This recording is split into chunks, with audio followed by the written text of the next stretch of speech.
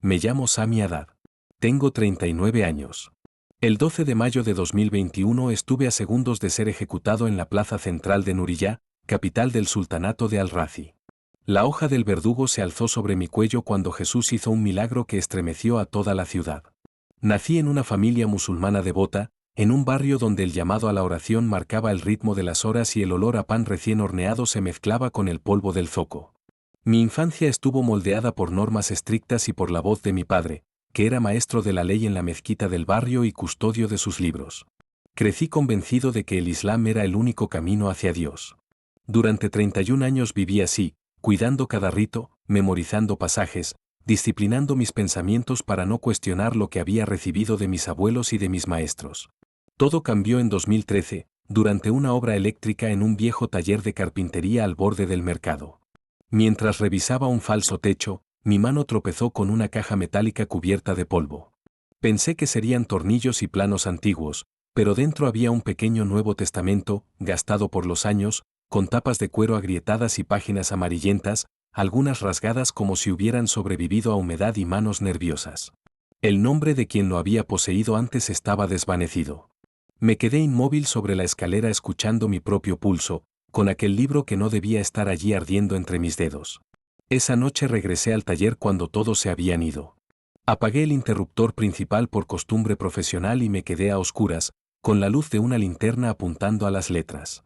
Leí despacio, tropezando con palabras que me sonaban familiares y a la vez nuevas. Regresé la noche siguiente, y la otra, y la otra.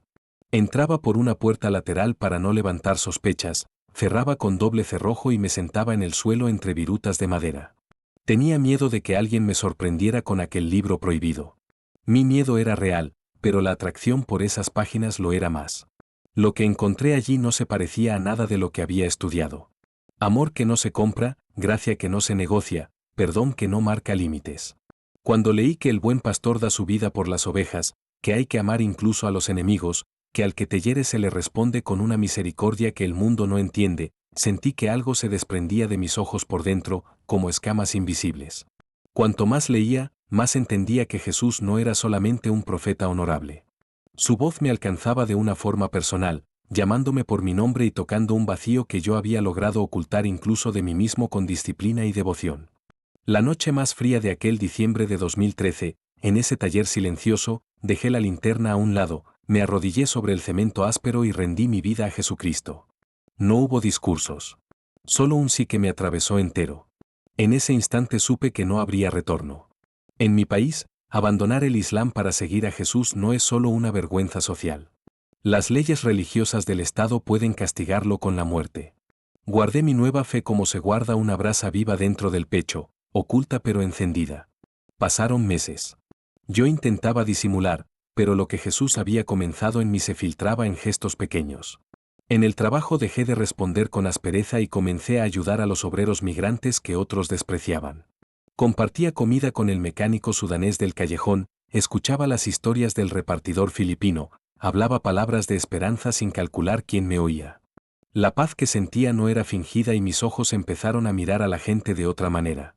Fue imposible ocultarlo del todo. Mi padre lo notó primero. Aquella noche creí que todos dormían. Estaba en mi cuarto con la ventana entreabierta y la Biblia escondida bajo una libreta. La luz se filtraba por debajo de la puerta.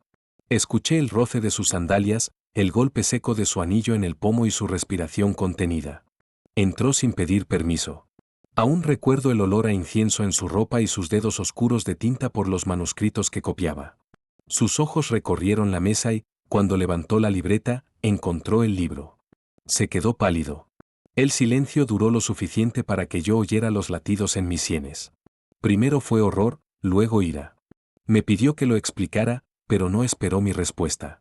Habló con frases que yo conocía de memoria, como si quisiera espantar a un animal escondido. Me ordenó que renunciara de inmediato a esa religión extranjera y volviera a la práctica correcta. Su voz retumbó en la casa. Mi madre se asomó al pasillo con las manos en el pecho y mis hermanos cerraron las puertas. Lo miré a los ojos, los mismos ojos que me enseñaron a leer, que me sostuvieron la bicicleta la primera vez que intenté pedalear, que corrigieron mi postura cuando oraba. Sentí que las piernas me temblaban, que la garganta se me cerraba, pero conocía la verdad de aquel que me había llamado. Le dije que no podía negar a Jesucristo. No supe adornar mis palabras ni suavizarlas. Salieron firmes y frágiles, como si alguien más las sostuviera por mí. Esa noche todo cambió entre nosotros. El aire de la casa se volvió denso, como si una tormenta hubiera entrado por la puerta. Mi padre bajó la mirada, cerró la Biblia con un golpe seco y me dijo que no pronunciara ese nombre bajo su techo. Yo permanecí en silencio, con el corazón dividido entre la lealtad a mi sangre y la obediencia a la voz que me había dado vida. Afuera, la ciudad seguía con su rutina de rezos y mercados, sin saber que dentro de una casa estrecha un hijo había cruzado un umbral que ya no podía desandar. Mi padre me echó de casa esa misma semana, declaró que ya no era su hijo y prohibió a mi madre y a mis hermanos buscarme siquiera con una llamada. El hombre que me cargó en brazos cuando era un bebé, que corrió junto a mí sosteniendo el sillín de la bicicleta para que no cayera, que se sentaba conmigo a revisar dictados y operaciones, me miraba ahora como a un desconocido, quizá peor, como a un enemigo que había profanado algo sagrado. El dolor de ese destierro me atravesó más hondo que cualquier herida. Sin embargo, en medio del zarpazo, una paz que no era mía me sostuvo por dentro, la paz de Cristo como un peso tibio sobre el pecho. Comencé a moverme de obra en obra con mi cinturón de herramientas, haciendo cableados, colgando lámparas, arreglando cortocircuitos. Dormía en cuartos de alquiler con paredes húmedas, colchones finos y ventanas que daban a patios interiores donde siempre había ropa colgando. Aprendí a medir la ciudad por sus ruidos nocturnos, la rueda del carrito del panadero que chirriaba al amanecer, el murmullo de los mototaxis, la vida de Nuriyá latiendo sin verme. Aún así, no permanecí solo en la fe por mucho tiempo. Con preguntas discretas, con prudencia y mucha oración, empecé a descubrir señales de otros que amaban a Jesús en secreto, la mirada que se ilumina al oír la palabra gracia, el gesto de quien toca su pecho cuando se menciona el nombre de Cristo. Nos reuníamos donde no llamáramos la atención. En sótanos con olor a humedad, bajo bombillas desnudas. En la periferia, junto a un wadi seco donde el viento recorre las dunas como un susurro antiguo. En la trastienda de una tienda atendida por una mujer eritrea, Lina, que vendía telas y agujas y nos dejaba entrar por una puerta trasera cuando bajaba la cortina. Otras veces en el almacén de un pescadero, cuando la noche lo permitía, sobre una azotea donde la ciudad parecía más lejana. Éramos pocos, no más de 8 por reunión, y el silencio era nuestro manto. Pero la comunión que experimentábamos no se parecía a nada que yo hubiera vivido, pan compartido que sabía a familia, oraciones susurradas que encendían la esperanza. Con los meses, luego con los años, la red que empezó con 7 nombres temblorosos se fue multiplicando. Entre 2014 y 2021 pasamos de un puñado a casi medio centenar, repartidos en pequeños grupos por distintos barrios y por ciudades cercanas. No hubo anuncios ni estrategias sofisticadas. Hubo lágrimas, conversaciones a la luz tenue de una lámpara, manos que se posan en hombros cargados, y el Evangelio, sencillo y vivo, corriendo como agua de acequia buscando su cauce. Sin buscarlo, me vi sirviendo como pastor. El Señor empezó a usar mis pasos torpes para cuidar a otros que también lo habían arriesgado todo por seguirlo. Bauticé a nuevos creyentes en lugares escondidos, a veces en una cisterna de riego a las afueras, otras en el recodo de un wadi donde quedaba una poza después de la lluvia. Celebré bodas cristianas en salas estrechas adornadas con flores de papel y un pan redondo en la mesa. Acompañé a hermanos que llevaban el peso de la persecución y del rechazo familiar, abrimos las escrituras y las dejamos hablar a nuestras heridas. Cada semana traía desafíos que olían a peligro. Diseñamos formas de hablarnos sin decirlo todo. Pedidos de té con claves, panés con pequeñas marcas en la corteza para señalar días y horas, mensajes que parecían listas de materiales eléctricos pero que en realidad indicaban ubicaciones. Cambiábamos seguido de lugar, nunca repetíamos una ruta, y vivíamos con la conciencia despierta de que ser descubiertos podía significar cárcel, golpes o algo peor. Cuando tener libros era demasiado arriesgado, enseñaba de memoria, y cuando podíamos, usábamos porciones impresas en hojas sueltas, o en memorias USB camufladas como manuales de herramientas. También compartíamos literatura cristiana de mano en mano, como si cada folio fuera una semilla. La vigilancia de las autoridades religiosas creció paso a paso. 3 veces estuvieron a punto de encontrarnos. Una noche, mientras partíamos el pan en el sótano del taller de Lina, escuchamos botas en la calle y el jadeo de un perro. Apagamos la luz y nos quedamos pegados a las paredes, conteniendo la respiración mientras los pasos pasaban de largo. Otra vez, En la periferia, la patrulla registró vehículos a solo 2 calles de nosotros. Nos dispersamos por el desierto, cada uno en una dirección acordada, y volvimos a vernos una semana más tarde como si hubiéramos regresado de una guerra. La tercera fue la más cercana, un vecino nuevo que hacía demasiadas preguntas y cuya radio permanecía encendida sin parar. Cambiamos de casa esa misma tarde y nadie volvió a abrir allí. Algunos hermanos comenzaron a desaparecer sin noticia. Uno dejó de contestar, su taller amaneció con el candado puesto y nadie supo de él por meses. Otros fueron arrestados de camino al trabajo, y las familias se quedaban con puertas entreabiertas, esperando pasos que no llegaban. La presión era constante, como una mano que aprieta la garganta. Extrañamente, esa misma presión afinaba nuestra fe. Nos obligaba a arrancar lo superficial, a quedarnos con lo que de verdad sostiene, a poner cada domingo y cada encuentro en manos de Dios como si fuera el último. Cada domingo, cuando miraba los rostros alrededor de la mesa improvisada, me preguntaba en silencio si esa sería nuestra última reunión.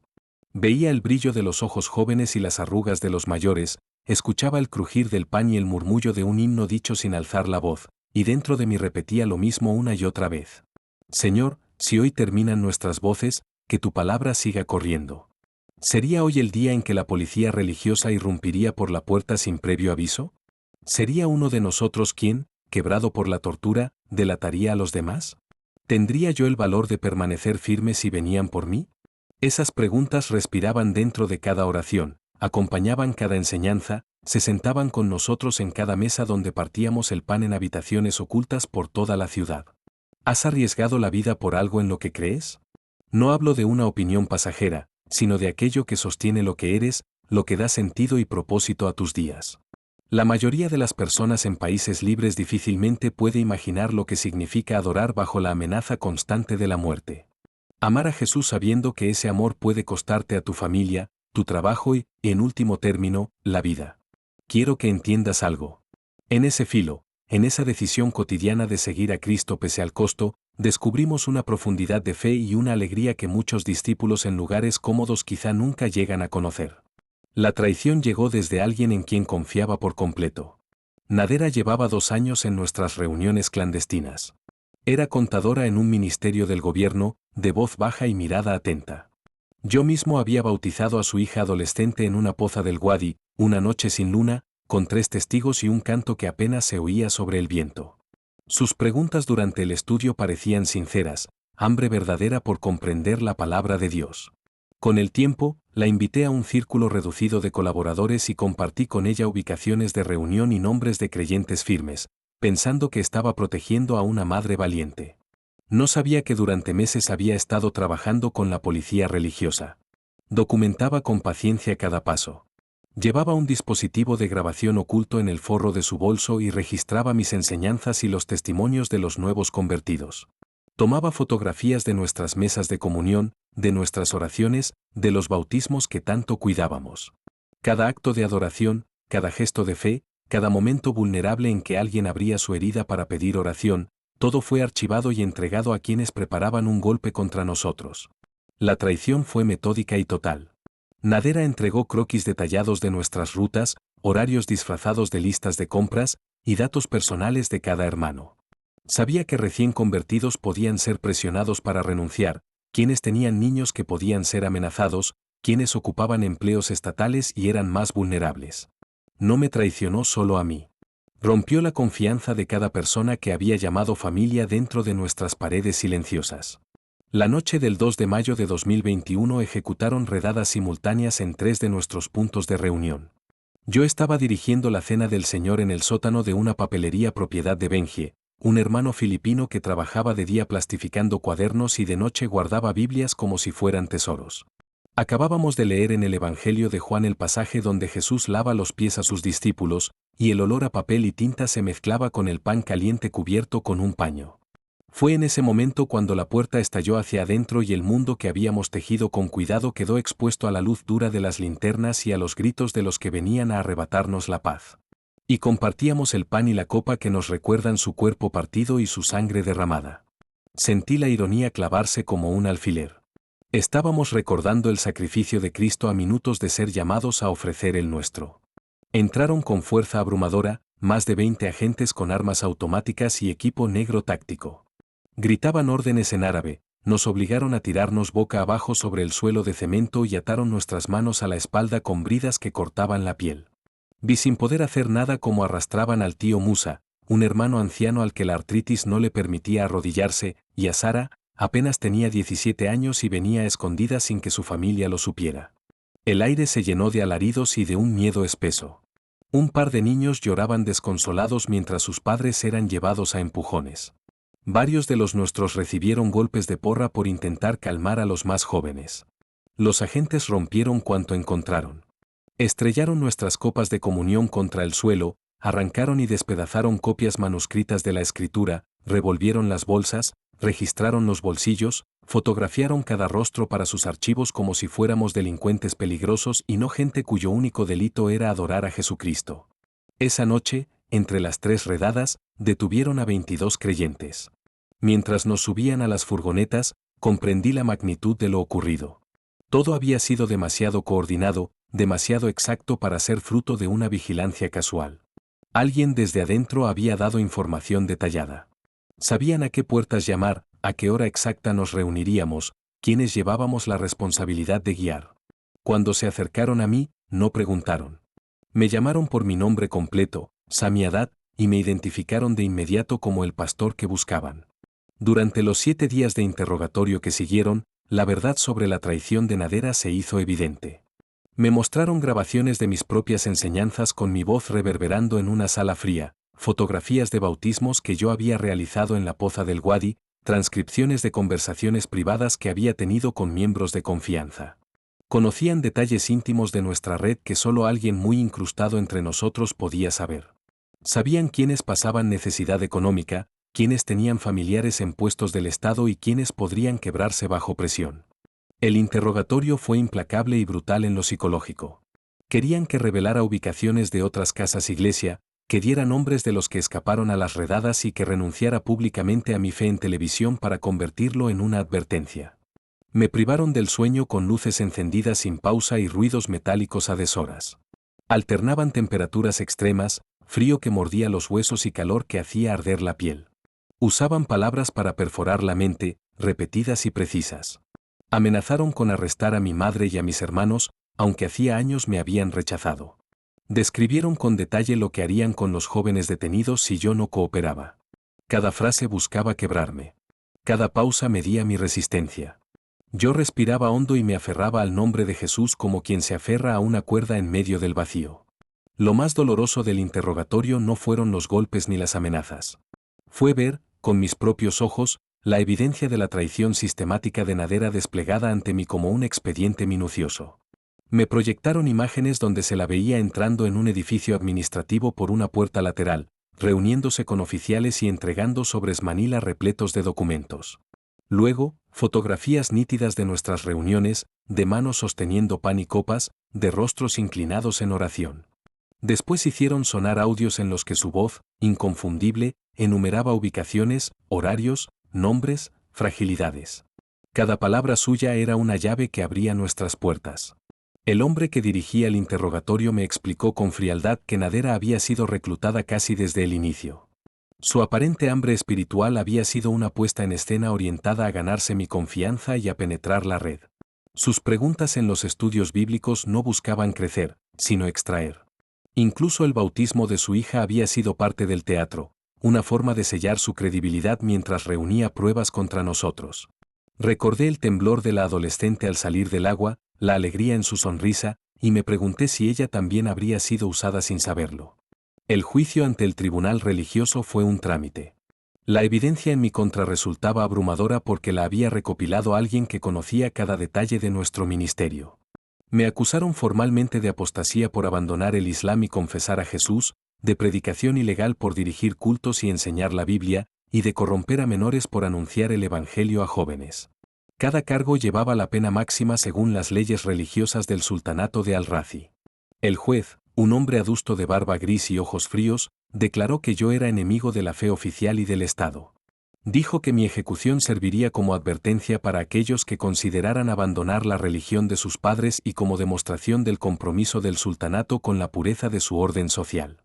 La sentencia fue muerte por decapitación pública, fijada para el 12 de mayo de 2021 en la plaza central de Nuriyá, el mismo lugar donde a lo largo de los años habían caído tantos otros bajo el brillo de una espada.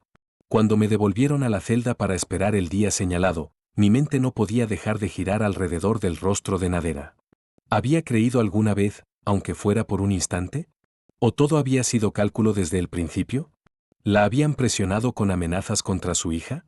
¿O le habían ofrecido dinero y protección a cambio de nosotros? Supe que tal vez nunca conocería esas respuestas. Pero en medio de esas preguntas tomé una decisión que sería crucial en los días siguientes. Cuando alguien te traiciona por completo y de forma tan personal, ¿cómo respondes? ¿Guardas odio y alimentas la idea de la venganza? ¿O eliges el camino que Jesús nos enseñó? Yo elegí perdonar a Nadera. No porque lo mereciera, sino porque Jesús me había perdonado a mí mis propias traiciones y fracasos. En la penumbra de la celda, con las manos doloridas por las ataduras, susurré una oración sencilla. Señor, como me has perdonado, yo perdono. Y un peso invisible se desprendió de mis hombros. Esa decisión de perdonar, aun frente a una traición devastadora, abrió mi corazón a la gracia sobrenatural que iba a necesitar para lo que venía. Me llevaron a una celda que era una caja de concreto de unos 2 metros por 2,5, sin ventanas, con una única ranura en la puerta de acero por donde pasaban agua y un cuenco de arroz. Las paredes estaban manchadas con rastros de humedad y desesperación, la mezcla de olores a miedo, sudor y desechos humanos se pegaba a la garganta. Una luz fluorescente zumbaba sin descanso sobre mi cabeza, borrando la diferencia entre día y noche. Allí pensaban quebrar mi espíritu antes de quebrar mi cuerpo. Durante las primeras 48 horas escuché los sonidos de mis hermanos siendo interrogados en celdas contiguas. Los lamentos del tío Musa retumbaban como golpes contra el pasillo de cemento, y cada quejido parecía pedir perdón por no poder soportar más. Oí los sollozos de Sara, la muchacha de 17 años, mientras la amenazaban con cosas que mi boca no se atreve a repetir, tratando de obligarla a negar a Jesús. Cada grito de mi familia espiritual era un cuchillo que se clavaba y giraba despacio dentro de mi pecho. Me descubrí orando sin pausa, no solo por mí, sino por cada uno de los que sufría en esa noche prolongada. Colocaron altavoces en el corredor y a todo volumen repitieron recitaciones religiosas y discursos que hablaban de castigo para los apóstatas y de tormentos sin fin. Era una estrategia calculada para impedir el sueño y desordenar la mente. Entre una transmisión y otra, intercalaban condenas contra los cristianos, palabras que buscaban deshumanizarnos, pintar nuestro amor por Jesús como un crimen. A veces el volumen subía hasta hacer vibrar el metal de la puerta, a veces bajaba a un murmullo que se metía como agua fría por los oídos. Pero algo extraordinario comenzó a suceder en ese lugar programado para la tortura. En vez de romper mi espíritu, el encierro y la persecución me empujaron a una comunión más honda con Jesús de la que jamás había conocido. Cuando el ruido humano se volvía insoportable, aprendí a cerrar los ojos y a escuchar la voz suave y apacible de Dios pronunciando paz sobre mi alma. La celda que pretendía aplastar mi fe se convirtió en un santuario. Allí, en el concreto, Jesús me esperaba.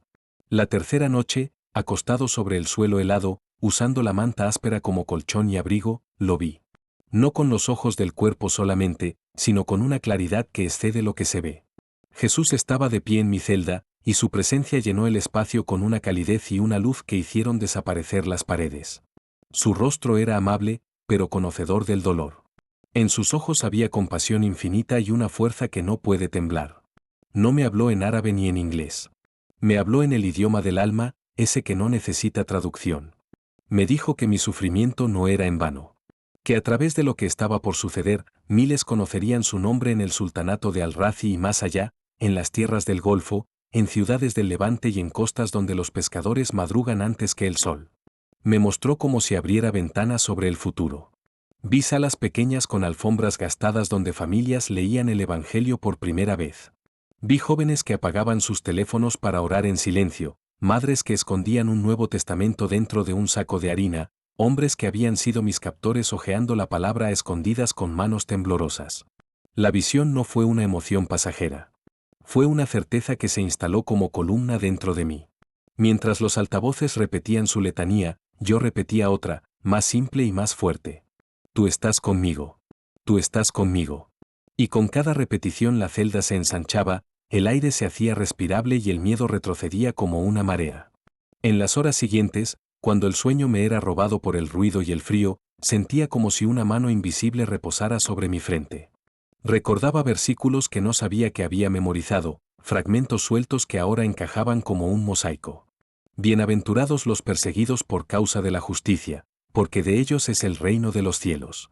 Yo respondía en susurros para no delatarme con lágrimas. Aquí estoy, Señor. Haz tu obra aunque duela. La cuarta noche, cuando mi cuerpo tiritaba por los cambios bruscos de temperatura, volví a percibir su presencia. No lo vi con la misma intensidad, pero su voz cruzó la celda como un río. Me dijo que no temiera la espada. Que el día señalado no sería mi fin. Que él intervendría, no para mi gloria, sino para que muchos escucharan su llamada. No me explicó el cómo. Me regaló el para qué. Y ese para qué bastó para volver a atar mi corazón cuando todo lo demás se desataba.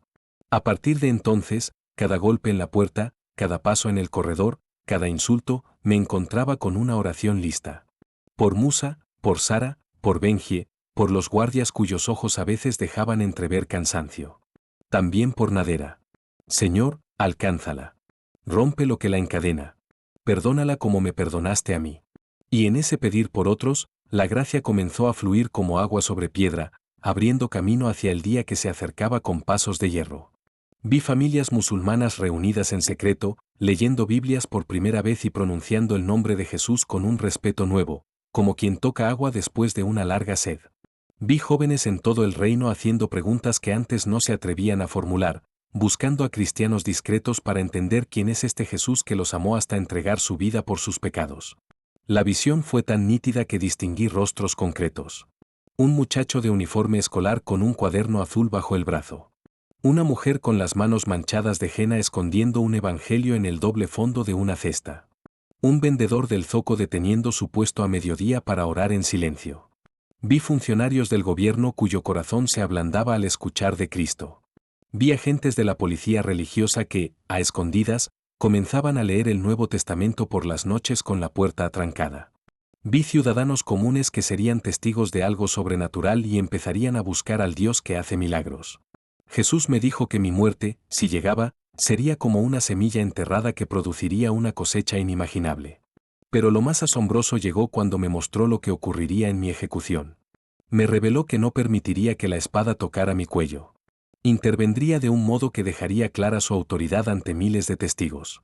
Me dijo que mi disposición a morir por él ya había cumplido un propósito en el mundo invisible y que ahora usaría mi liberación para dar gloria a su nombre y traer salvación a muchos. Noche tras noche continuaron estos encuentros. Algunas veces Jesús se me aparecía en visiones que iluminaban la celda como amanecer. Otras, su voz entraba en mi corazón como un bálsamo que calmaba el temblor de los huesos. En ocasiones, coros de ángeles visitaban el lugar.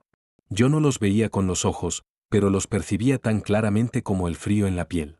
Cantaban alabanzas que parecían hechas de luz, melodías que se elevaban hasta cubrir el zumbido cruel de la fluorescente y los ruidos lejanos del penal. Durante esas visitas no sentí miedo a la muerte ni ansiedad por la fecha que se acercaba. Solo una paz perfecta y una expectación sobria por ver cómo Dios mostraría su poder. Los guardias comenzaron a notar que algo extraño pasaba en mi celda.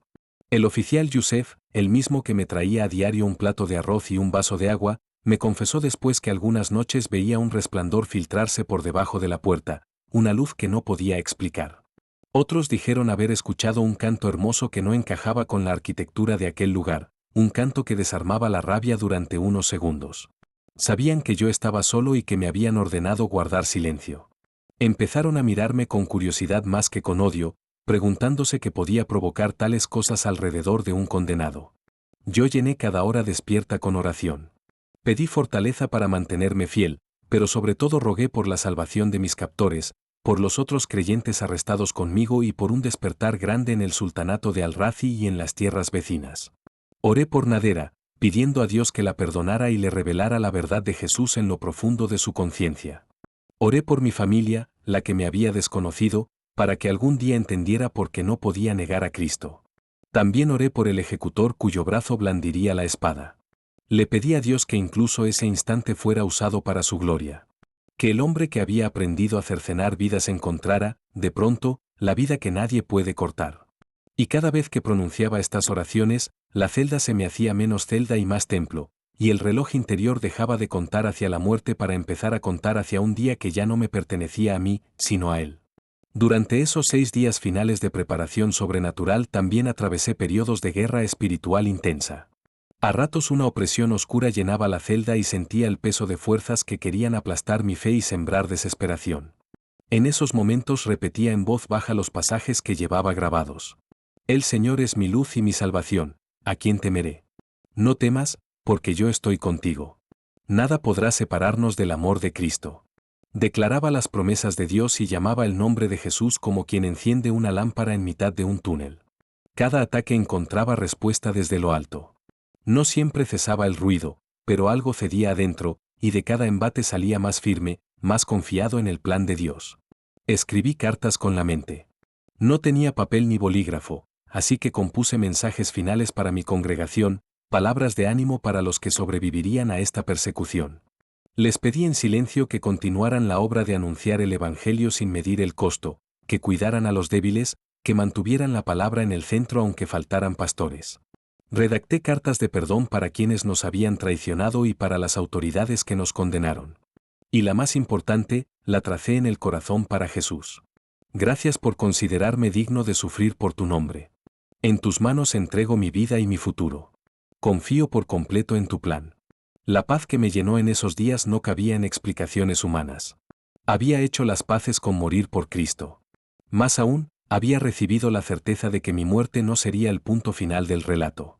Sabía que Dios estaba a punto de hacer algo sin precedentes en la historia de nuestro reino, algo que sacudiría los cimientos de la opresión religiosa y abriría corazones al Evangelio como nunca antes. Descubrí que enfrentar la muerte por Jesús trae una valentía que no fabrica el coraje humano.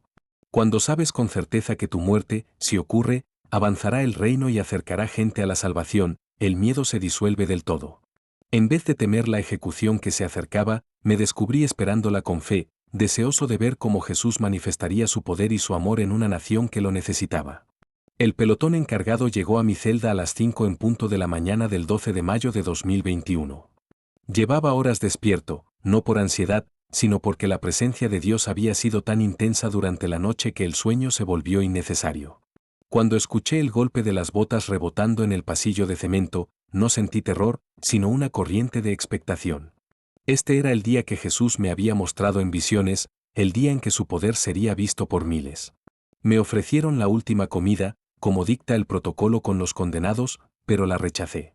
Llevaba 3 días en ayuno, no por desesperación, sino porque entendí que debía llegar preparado por dentro para lo que Dios haría. A medida que el momento se acercaba, la paz que me había sostenido durante todo el encierro se hizo más densa, más palpable, como si alguien hubiera cerrado por dentro todas las puertas del miedo.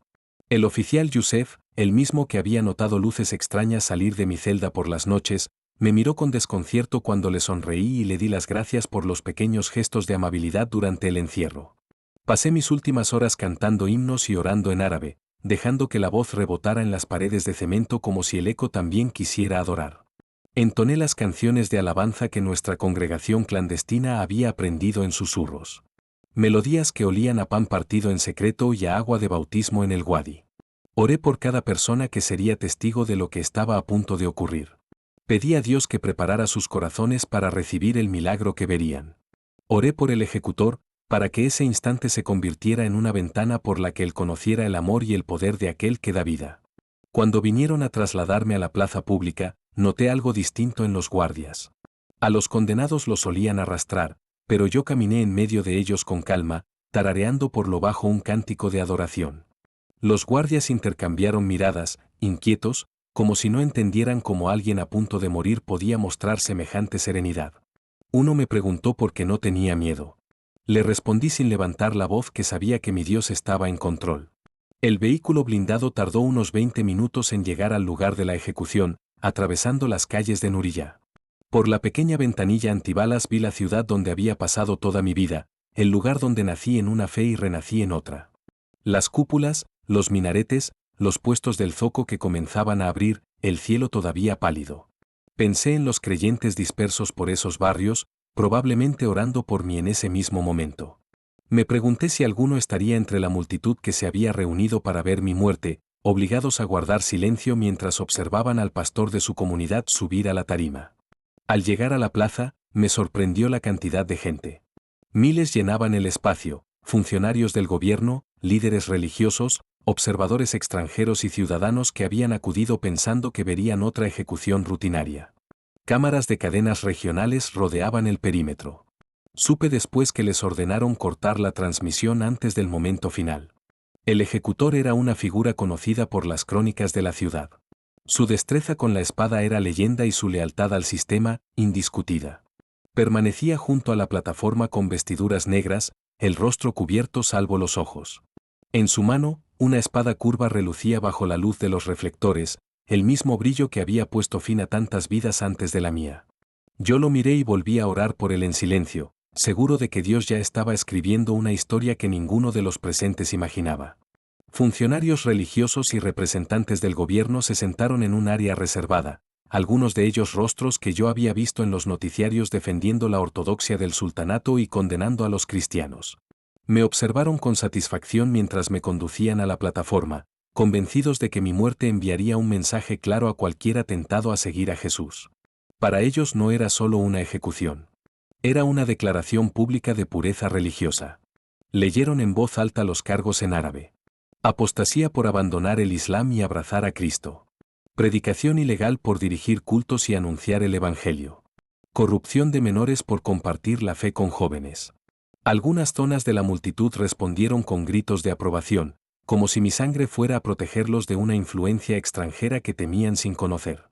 Me obligaron a arrodillarme en la tarima, con la cabeza colocada sobre una canaleta pensada para recoger la sangre de otros que habían caído allí. Me ataron las manos a la espalda con una soga gruesa. Me ofrecieron una venda para los ojos. La rechacé. Quería ver lo que Dios estaba por hacer. Quería mirar los rostros de quienes contarían esta historia toda su vida. Cuando el ejecutor alzó la espada sobre mi cuello, cerré los ojos y pronuncié las palabras que llevaba días repitiendo en el corazón. Jesús, en tus manos encomiendo mi espíritu. En ese instante, todo lo vivido en la celda, cada visión y cada promesa, se dispuso a cumplirse de una forma que nadie esperaba. Lo que sucedió desafió los cálculos de los hombres y las leyes de la física. Un resplandor surgió primero como brasa bajo mis rodillas y se extendió en círculos hasta cubrir la plaza. No era luz de reflector ni de sol.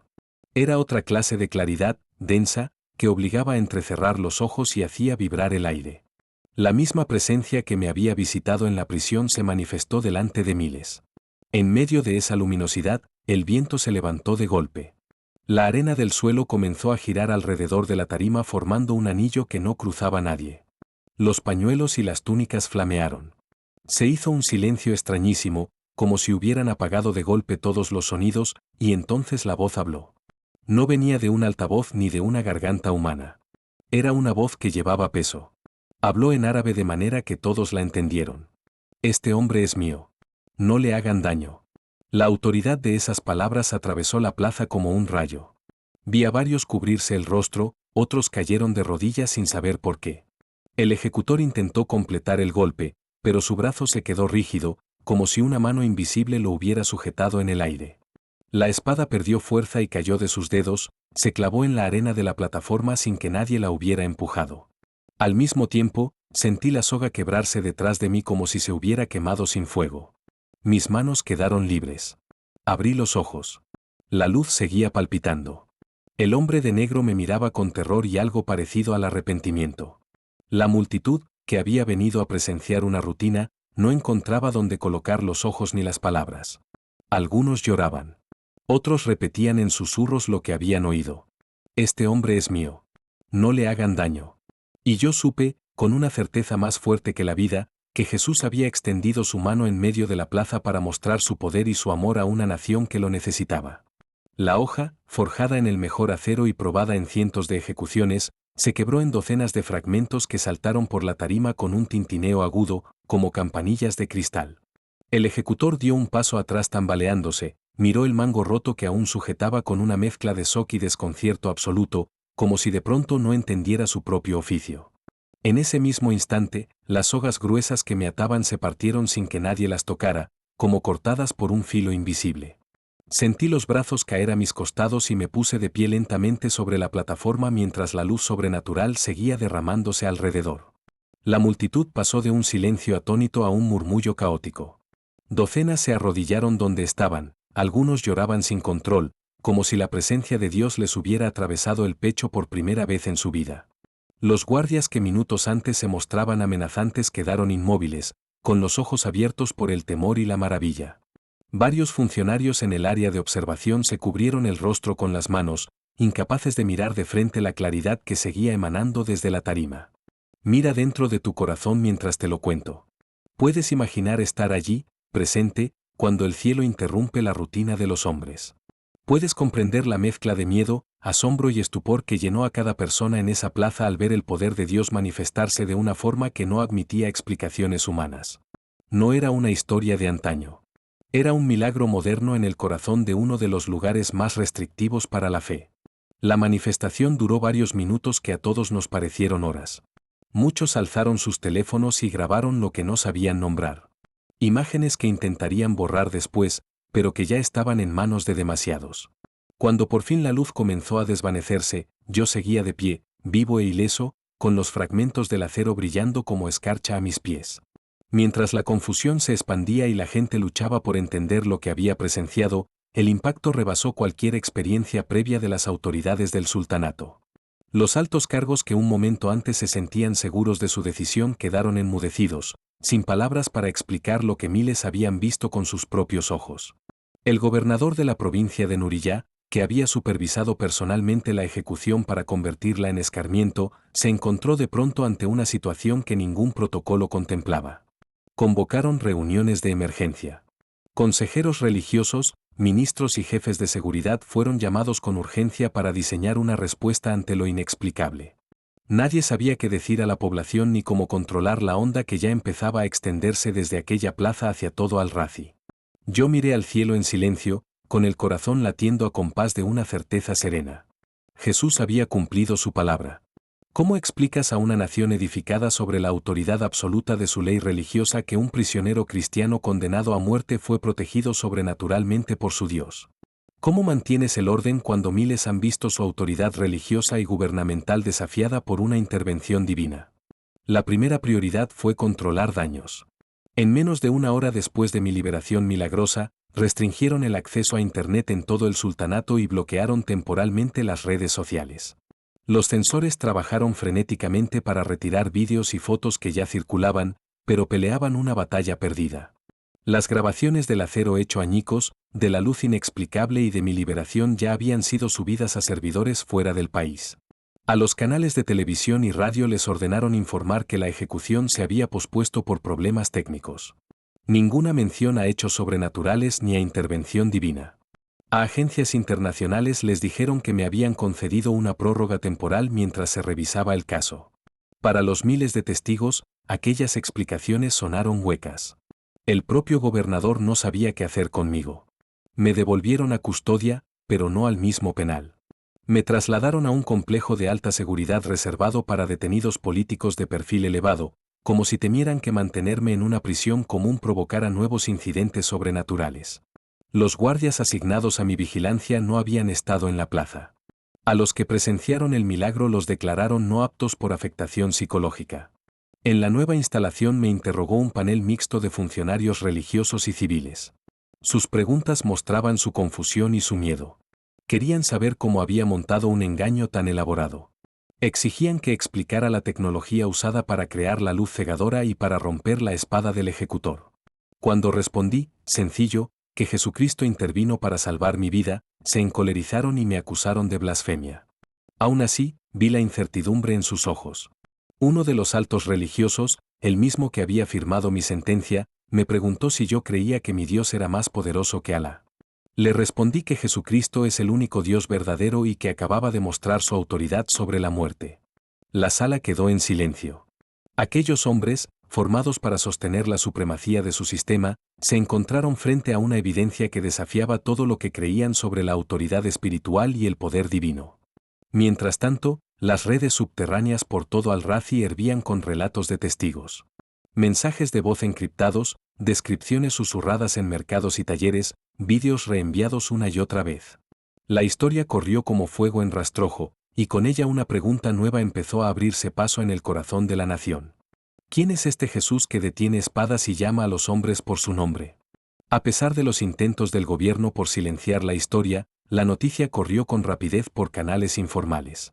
Los cristianos que vivían escondidos empezaron a compartir lo ocurrido con otros creyentes, y las familias musulmanas que lo habían presenciado comenzaron a hablar en voz baja en sus casas sobre lo que vieron. En menos de 24 horas, creyentes de todo Oriente Medio supieron que Dios había hecho un milagro moderno en Nuriyá. Redes de oración en Egipto, Jordania, Líbano y otros países comenzaron a interceder por el sultanato de Al-Razi, convencidas de que aquella intervención sobrenatural era el inicio de un gran despertar espiritual en la península. Organizaciones cristianas internacionales que llevaban décadas orando por libertad religiosa en la región vieron en esto una respuesta directa a súplicas insistentes. La reacción entre los ciudadanos del sultanato fue más intensa de lo que las autoridades imaginaron. Familias musulmanas que estuvieron en la plaza se acercaron a cristianos que conocían para hacer preguntas sobre Jesús y pedir una explicación de lo que habían presenciado.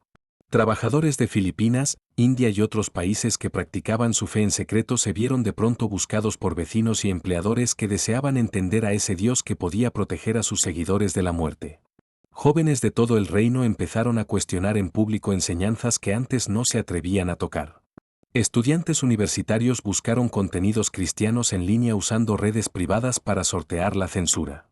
Librerías reportaron solicitudes inusuales de materiales sobre el cristianismo, aunque tales libros estuvieran oficialmente prohibidos.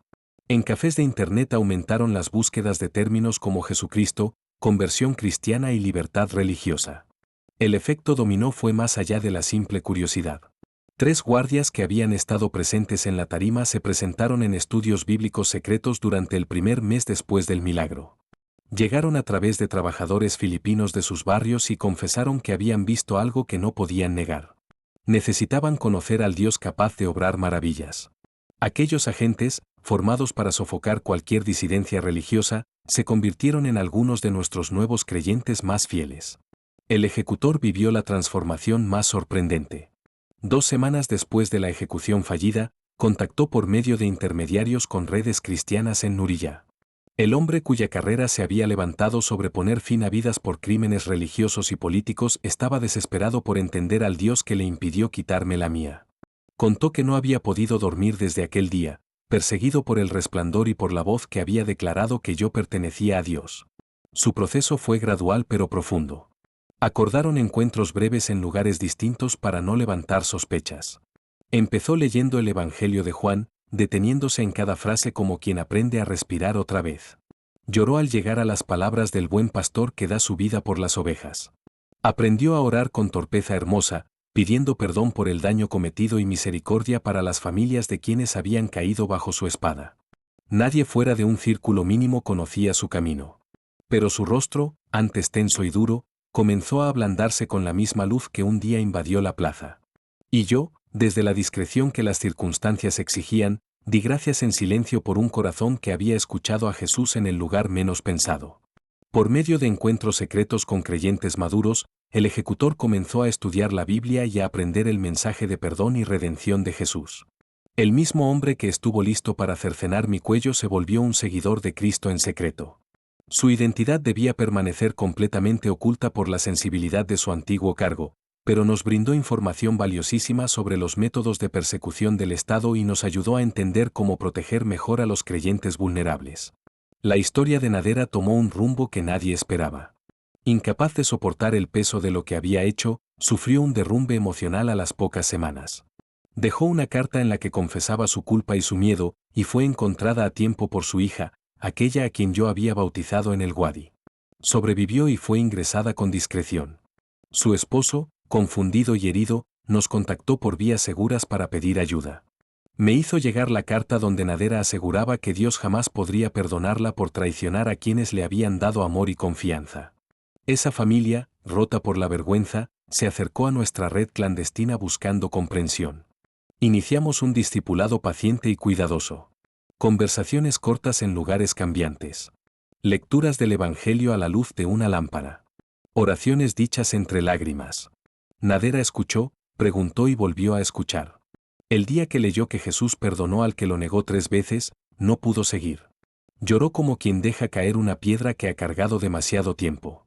Con el paso de los meses, Nadera, su esposo y su hija confesaron su fe en Cristo. Ella pidió perdón a varios de los que había señalado, algunos aún presos, otros en paradero desconocido. Su transformación corrió en voz baja por el mismo círculo donde antes circuló su traición. Se convirtieron en testigos potentes dentro de su comunidad, contando cómo el mismo Dios que me salvó públicamente extendió su gracia en lo secreto para restaurar una casa que parecía perdida. Aprendimos con ellos que ninguna culpa está fuera del alcance de la misericordia de Dios. Hubo cambios inesperados también en los hogares de funcionarios. Esposas e hijos que habían estado en la plaza comenzaron a hacer preguntas sobre el cristianismo que incomodaban a sus maridos y padres. Algunos se vieron en la situación inédita de prohibir a sus propias familias hablar de lo que habían visto. El silencio forzado levantó grietas en casas que antes mostraban una unidad impecable. La protección sobrenatural que experimenté no terminó con la ejecución fallida. En los meses siguientes, las autoridades parecían temerosas de actuar con dureza contra mí. Cuando lo intentaron, las operaciones fracasaron de modo difícil de explicar. Un vehículo policial que debía interceptarme no encendió. Un testigo clave fue transferido a otra provincia la víspera del interrogatorio. Archivos digitales con mi nombre aparecieron dañados. Cámaras de seguridad que debían registrar un encuentro se quedaron en negro durante justo esos minutos. Se hizo evidente que Dios había levantado un cerco alrededor de mi vida que volvía ineficaces los métodos habituales de persecución. Esa cobertura abrió puertas para ampliar el ministerio clandestino de formas impensables antes. El milagro nos dio credibilidad y una valentía nueva que transformó nuestra manera de evangelizar y discipular. Donde antes operábamos con miedo y silencio absoluto, ahora avanzábamos con confianza sobria y protección divina. Empezamos grupos de estudio camuflados como clubes de idiomas. Capacitación bíblica por llamadas breves a través de redes privadas. Materiales impresos con portadas de manuales técnicos para despistar. Hermanos como Benji y Lina multiplicaron puntos de reunión. Y en cada mesa donde se abría la palabra, repetíamos la misma verdad que sostenía el pulso de nuestra historia. Jesús reina, y ninguna espada puede más que su mano. En los primeros 6 meses después de la ejecución fallida, la red de iglesias en casas pasó de casi medio centenar a más de 200 creyentes, con grupos nuevos brotando en ciudades del sultanato que solo conocíamos por mapas. Barrios que antes nos parecían inaccesibles abrieron puertas en salas pequeñas. Talleres de costura, patios traseros, azoteas. La noticia del milagro nos dio una credibilidad inesperada y una valentía que no venía de nosotros. Han pasado 6 años desde aquel día en la plaza y el impacto sigue extendiéndose de formas que ningún plan humano hubiera podido trazar. Cálculos prudentes hablan de más de 500 personas que han entregado su vida a Jesucristo como fruto directo de haber presenciado u oído de la intervención que me salvó. Yo creo que son muchas más. Hay creyentes tan subterráneos que solo Dios conoce sus nombres y quizá 1 o 2 personas que los acompañaron hasta la fe. La red se expandió más allá de lo que imaginábamos en los años del miedo. Hoy hay grupos activos en 15 ciudades del sultanato, desde el puerto de Camar en la costa hasta Dahar en el oriente, pasando por oasis como Bara y capitales provinciales donde nadie hubiera apostado por una iglesia. Cada grupo mantiene protocolos estrictos de seguridad, pero opera con la osadía que nace de saber que nuestro Dios puede proteger a su pueblo incluso en ambientes hostiles. La transformación más visible se ha dado entre los jóvenes. Muchachos que nunca habrían cuestionado la fe heredada ahora hablan abiertamente con amigos de confianza y buscan creyentes que respondan a sus preguntas. A pesar de la censura, los vídeos del Resplandor en la plaza y los testimonios de testigos siguen circulando por aplicaciones encriptadas y redes subterráneas. Los que vieron esos clips empezaron a formular preguntas que ni sus padres ni sus maestros religiosos supieron contestar con satisfacción. Las universidades se convirtieron en centros inesperados de despertamiento. Estudiantes que viajaron al extranjero regresaron con Biblias y libros cristianos escondidos entre ropa y manuales. Esos materiales se copian y se comparten a través de redes tan cuidadas como las de un movimiento de resistencia. Clubes de inglés y círculos de literatura occidental funcionan como coberturas para conversaciones discretas sobre teología cristiana y enseñanzas bíblicas. Librerías secretas operan ya en 3 ciudades, disfrazadas de tiendas de poesía o manuales técnicos, pero entregando Biblias y recursos a una red creciente de buscadores y creyentes. Sus dueños arriesgan la libertad y la vida, conscientes de lo que implicaría ser descubiertos, pero movidos por la misma valentía sobrenatural que ha marcado nuestro movimiento desde aquel día en que Jesús detuvo la espada. Las librerías discretas informan de un aumento constante en la demanda de materiales cristianos. Llegan clientes de todos los niveles de la sociedad, desde estudiantes y tenderos hasta ingenieros, choferes, esposas de militares y mujeres del mercado. Ante el crecimiento de la fe, el gobierno ha ajustado sus métodos de persecución. En lugar de arrestos públicos de alto perfil que pudieran producir mártires y simpatía, han optado por formas más sutiles de hostigamiento y control. Nos vigilan electrónicamente, limitan oportunidades laborales, bloquean permisos de viaje, niegan licencias y a nuestros hijos los discriminan en las escuelas. Aún con todo, los días de ejecuciones espectaculares casi han terminado. Este cambio táctico, aunque conserva un costo real para los creyentes, abrió espacios que antes eran impensables. Pudimos establecer lugares de reunión más estables con rotaciones planificadas. Desarrollamos programas de discipulado completos, con ciclos de 12 semanas, lectura bíblica, oración y servicio, y comenzamos a formar nuevos pastores que ahora guían sus propias congregaciones. La red que nació con encuentros temerosos de 8 o menos personas ahora incluye comunidades de 30 y hasta 40 creyentes que se reúnen con frecuencia para adorar, estudiar la Escritura y sostenerse unos a otros. En algunas casas preparamos a líderes jóvenes usando módulos sencillos y memorias USB camufladas. En otras practicamos himnos a media voz hasta que los niños se duermen y podemos celebrar la Cena del Señor. El costo personal de este llamado sigue siendo alto. Sigo separado de mi familia biológica, que considera mi conversión una deshonra. Mi madre no me ha dirigido la palabra desde el día en que mi padre me echó de casa y a mis hermanos les prohibieron contactarme. Ese dolor no desaparece del todo. Pero Dios me ha dado miles de hijos e hijas espirituales a lo largo del sultanato. Ellos se han convertido en mi verdadera familia en lo que de verdad importa. Mi salud lleva todavía marcas del encierro previo a la ejecución fallida. La privación de sueño, las temperaturas extremas y los malos tratos me dejaron dolor crónico y problemas digestivos que requieren cuidado constante. Sin embargo, también he recibido sanidades en momentos precisos, cuando el cuerpo parecía no dar más. Hubo noches en que perdí la voz por completo, minutos antes de predicar en una reunión crítica, volvió limpia y fuerte. Hubo días en que los espasmos del estómago me doblaban y, al elevar una oración, sentí como si alguien apagara un fuego interno. Dios ha sostenido mi cuerpo como sostuvo mi vida, dando fuerzas cuando la resistencia humana agotó sus reservas. El impacto internacional de este testimonio llegó más lejos de lo que jamás imaginé. Creyentes en China, Corea del Norte, Irán y otros lugares donde la persecución es severa han encontrado ánimo en la historia de una liberación que no se puede atribuir a hombres. Recibo mensajes por canales seguros de pastores subterráneos que me cuentan cómo el relato del milagro en Nuriyá fortaleció su fe y su determinación en medio de presiones y sufrimientos intensos. Y cada vez que leo una de esas cartas cifradas, vuelvo a aquella plaza y recuerdo que una espada rota puede encender esperanza en naciones enteras. Organizaciones cristianas de todo el mundo han comenzado a enfocar más atención y recursos en la península, convencidas de que la intervención sobrenatural en mi caso señala la intención de Dios de traer un avivamiento en estas tierras. Redes de oración que abarcan decenas de países interceden ahora específicamente por el sultanato de Al-Razi, pidiéndole al Señor que continúe la obra que comenzó el día en que me libró de la ejecución. Campañas de apoyo han provisto fondos para nuestras operaciones subterráneas y para creyentes que perdieron su empleo por confesar a Cristo. Editoriales y realizadores de documentales se han acercado por medio de intermediarios para pedir permiso y compartir mi historia con audiencias internacionales. Debo ser extremadamente cuidadoso con la seguridad para no exponer a otros, pero he colaborado en varios proyectos que, creo, animan a los cristianos perseguidos y ayudan a las naciones libres a entender la realidad de la opresión religiosa en nuestra región. Esfuerzos mediáticos de este tipo ya han alcanzado a millones que nunca habían considerado los desafíos que enfrentan los discípulos de Jesús en países de mayoría musulmana. Mi vida presente se mueve entre vigilancia constante y paz sobrenatural. Sigo viviendo con la certeza de que hay ojos oficiales sobre mis pasos y que mi seguridad depende, en última instancia, de la protección continua de Dios más que de medidas humanas. Cada día trae nuevas oportunidades para anunciar el Evangelio a buscadores que oyeron del milagro y quieren conocer a Jesús.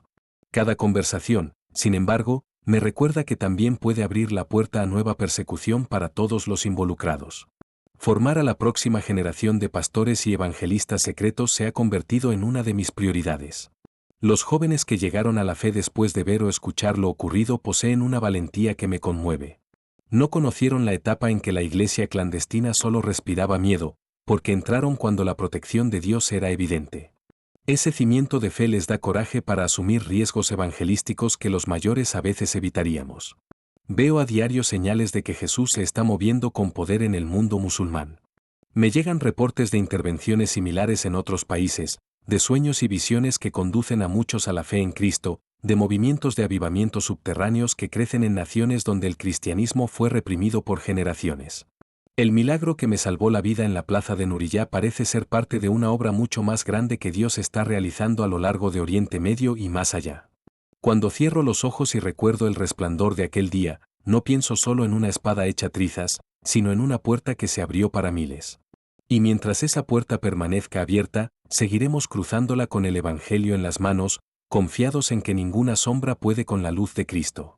Te lo pido como alguien que ha visto el poder de Dios con sus propios ojos. Ora por los creyentes que siguen sufriendo por Jesús en el sultanato de Al-Razi. Recuerda a los jóvenes convertidos que lo arriesgan todo por seguir a Cristo en una nación donde esa fe puede costarles la familia, el sustento y aún la vida.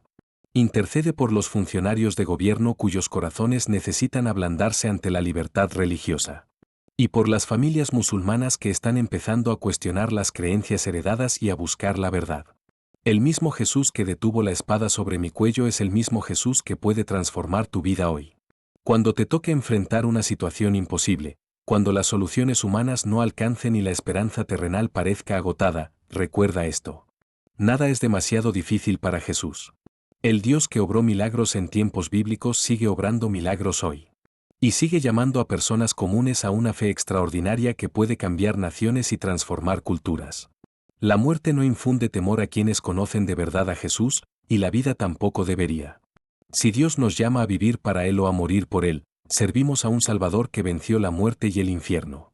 Cada día que nos regala aliento es otra oportunidad para avanzar su reino y amar a otros con el mismo amor sobrenatural con que Él nos ha amado.